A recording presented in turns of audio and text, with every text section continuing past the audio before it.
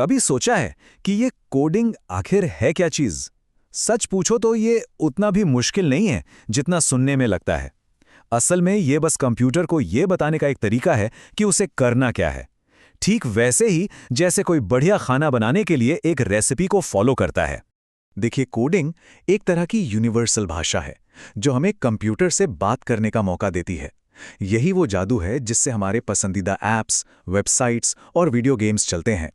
और ये सिर्फ जीनियस लोगों के लिए नहीं है, ये हर उस इंसान के लिए है जो कुछ नया बनाना चाहता है। जरा सोचिए, जब मैगी बनती है तो कुछ स्टेप्स फॉलो किए जाते हैं, है ना?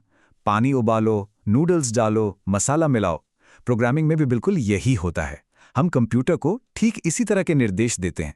कोड की हर एक लाइन उस रेसिपी के एक एक स्टेप की तरह ही है। अच्छा, अब स्क्रीन पर जो दिख रहा है वो शायद थोड़ा अजीब या डरावना लग सकता है, लेकिन घबराने की कोई बात नहीं है। ये कोड एक सर्कल का एरिया निकालने की एक बहुत ही सिंपल रेसिपी है। तो चलिए इसे एक एक करके तोड़ते हैं और समझते हैं कि ये काम कैसे करता है। तो किसी भी रेसिपी की तरह सबसे पहले चाहिए सामग्री। कोडिंग की दुनिया में हमारी सामग्री को कहते हैं वेरिएबल्स। ये एक तरह के कंटेनर होते हैं जो जानकारी को संभाल कर रखते हैं। जैसे इस लाइन में float radius is equal to 5.0। यहाँ रेडियस नाम का एक वेरिएबल बनाया जा रहा है और उसमें 5.0 की वैल्यू रखी जा रही है। एक वेरिएबल को ऐसे समझिए जैसे फोन में कोई कॉन्टैक्ट सेव होता है। दोस्त के नाम के लिए एक जगह होती है और उसके फोन नंबर के लिए दूसरी जगह। कोडिंग में भी हम बिल्कुल इसी तरह अलग अलग जानकारी को स्टोर करने के लिए वेरिएबल्स का इस्तेमाल करते हैं।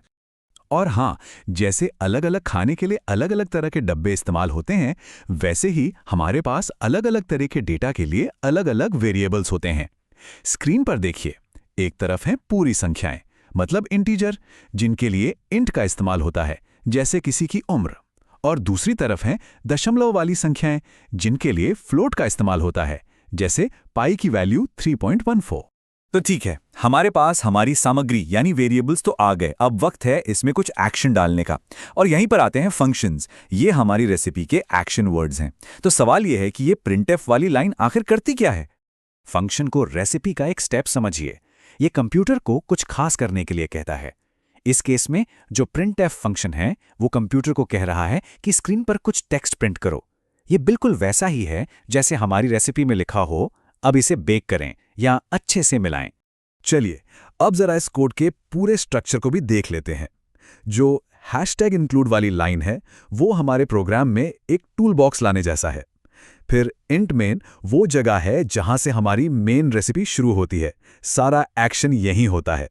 और सबसे आखिर में जो रिटर्न 0 है वो कंप्यूटर को बताता है कि भाई हमारी रेसिपी सक्सेसफुली पूरी हो गई है। लेकिन एक मिनट, यहाँ एक सवाल उठता है। कंप्यूटर तो हमारी भाषा यानी इंग्लिश समझता ही नहीं। वो तो सिर्फ 1 और 0 की भाषा जानता है। तो फिर हमारी इस इंसानी भाषा में लिखे कोड को कंप्यूटर समझने लायक कैसे बनाया जाता है? यहीं पर एंट्री होती है कंपाइलर की। इसे एक बहुत ही स्मार्ट ट्रांसलेटर समझिए। ये हमारे लिखे कोड को उस भाषा में बदलता है जिसे कंप्यूटर समझ सकता है। ये पहले चेक करता है कि सारे नियम सही हैं या नहीं, और फिर हमारे कोड को 1 और 0 की एक लंबी सीरीज में बदल देता है। तो अब जब ये बेसिक बिल्डिंग ब्लॉक्स समझ आ गए हैं, तो चलिए देखते हैं कि ये बड़ी तस्वीर में कहाँ फिट होते हैं।